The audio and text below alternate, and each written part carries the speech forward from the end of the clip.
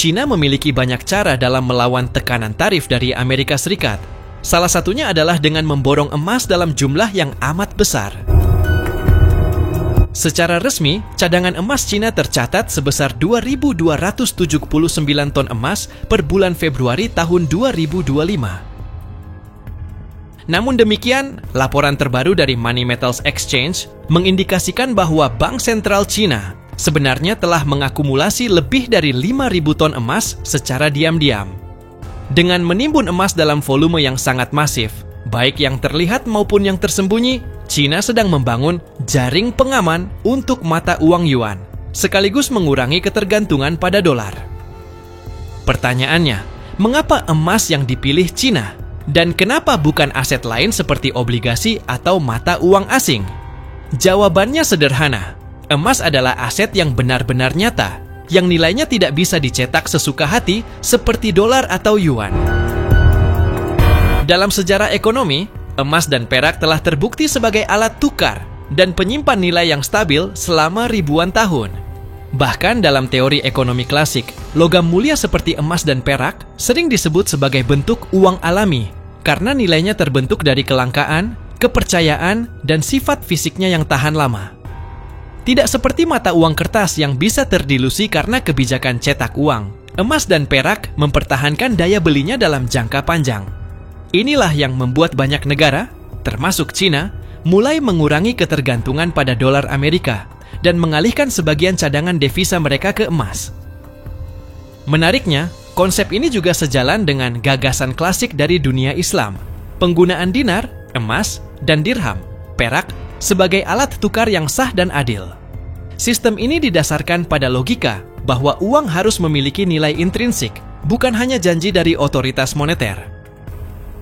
Dalam sejarah peradaban Islam, dinar dan dirham menjaga stabilitas ekonomi dan keadilan dalam transaksi karena nilainya tidak bergantung pada fluktuasi kebijakan politik atau bank sentral. Beberapa ekonom kontemporer juga menyuarakan hal yang sama.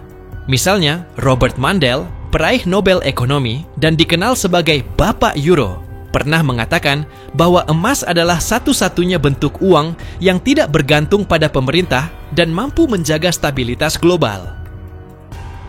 Dalam konteks ini, langkah China memborong emas adalah pilihan yang tepat, tindakan yang defensif, serta langkah strategis menuju sistem moneter alternatif yang lebih adil dan multipolar.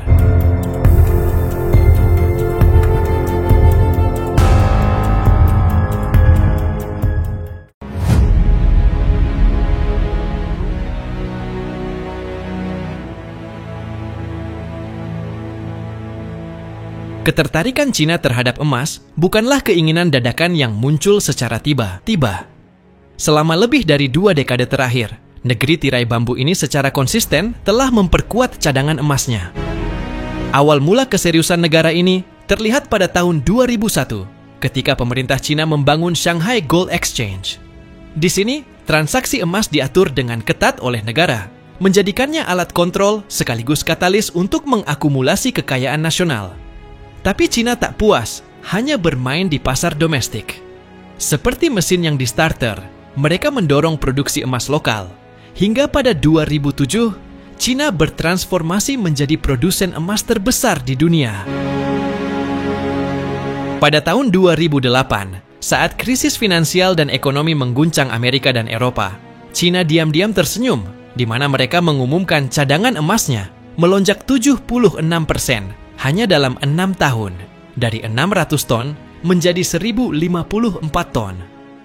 Momen ini adalah langkah awal dari perlahan-lahan melepaskan diri dari jeratan dolar, sekaligus persiapan untuk proyek globalisasi yuan.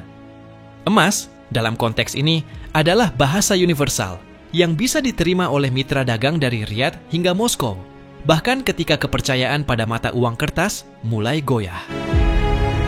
Antara tahun 2010 hingga 2015, China menjalankan sebuah operasi finansial senyap yang jarang terendus media. Tanpa pemberitahuan resmi atau konferensi pers, Bank Sentral China atau People's Bank of China bekerja sama dengan raksasa tambang domestik seperti China National Gold Group menyedot emas dari 2 jalur, tambang lokal dan pasar gelap global. Di London, pusat perdagangan emas dunia, transaksi spot dilakukan melalui perusahaan perantara yang sulit dilacak. Di Zurich, lembaran emas fisik berpindah tangan lewat jaringan broker yang dirancang untuk menghindari sorotan. Sementara itu, di Afrika dan Amerika Selatan, perusahaan Cina mengakuisisi tambang emas dengan kedok proyek infrastruktur, mengalirkan hasilnya ke gudang rahasia di Shanghai dan Beijing. Apa yang terjadi di balik layar ini baru terkuak melalui analisis data tidak langsung. Laporan perdagangan emas Swiss, misalnya, menunjukkan lonjakan ekspor emas ke Cina hingga 1.500 ton dalam periode itu, angka yang jauh lebih besar daripada jumlah resmi yang diumumkan Beijing. Para analis di lembaga seperti World Gold Council dan Reuters memperkirakan cadangan emas Cina sebenarnya mencapai 2 hingga 3 kali lipat dari angka yang tercatat. Seorang mantan trader emas di London pernah berujar, mereka membeli seperti tak ada hari esok, tapi semua dokumen transaksi diatur agar tak meninggalkan jejak. Bahkan IMF, dalam rapat internalnya pada tahun 2014, disebutkan meragukan transparansi data yang dilaporkan oleh Cina.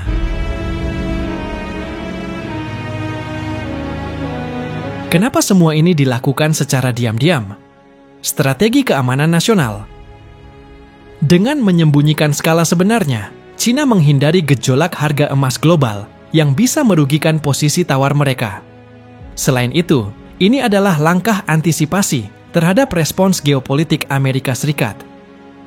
Jika Washington tahu Beijing sedang mengumpulkan senjata finansial secepat ini, tekanan ekonomi mungkin datang lebih awal.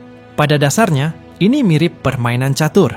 Setiap bidak emas yang disembunyikan adalah langkah persiapan untuk skenario terburuk, perang mata uang, sanksi multilateral, atau krisis keuangan yang dipicu dominasi dolar. Tapi seperti asap yang tak bisa sepenuhnya ditutupi, kebenaran mulai merembes.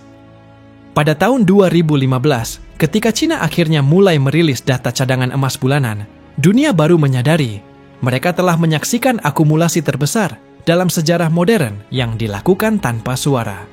Sejak saat itu, emas tak lagi sekadar cadangan. Ia menjadi simbol ambisi Cina untuk menulis ulang aturan permainan ekonomi global, di mana transparansi adalah pilihan, bukan keharusan. Dan di balik setiap gram emas yang tak terhitung itu, tersembunyi pesan tegas. Kami tak ingin lagi bermain di atas panggung yang dibangun Barat.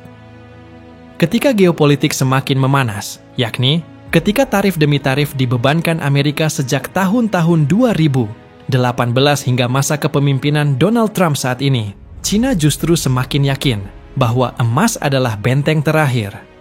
Setiap gramnya adalah tameng dari risiko dolar yang goyah, dari ancaman sanksi, atau inflasi global yang tak terduga. Mereka belajar dari Rusia. Saat negara barat membekukan aset, emaslah yang menjadi penyelamat. Bahkan, tren pembelian emas oleh Cina melonjak tajam sejak masa jabatan kedua Presiden Donald Trump dimulai pada tahun 2025 ini. Di bawah slogan America First, pemerintahan Trump meluncurkan serangkaian kebijakan perdagangan agresif, memberlakukan lebih dari 145 jenis tarif terhadap berbagai produk asal Cina. Alih-alih hanya bertahan di arena dagang, Cina justru memperluas medan perlawanan ke ranah keuangan yang lebih dalam dan strategis. Disinilah emas memainkan perannya, bukan sebagai komoditas biasa, tetapi sebagai instrumen pertahanan ekonomi nasional. Pekan lalu, harga emas sempat mencetak rekor tertinggi sepanjang sejarah, menembus angka $3.500 per troy ounce.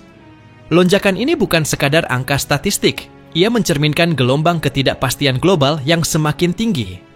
Sebagai catatan, 1 troy ounce setara dengan sekitar 31,1 gram dan merupakan satuan standar internasional dalam perdagangan emas serta logam mulia lainnya.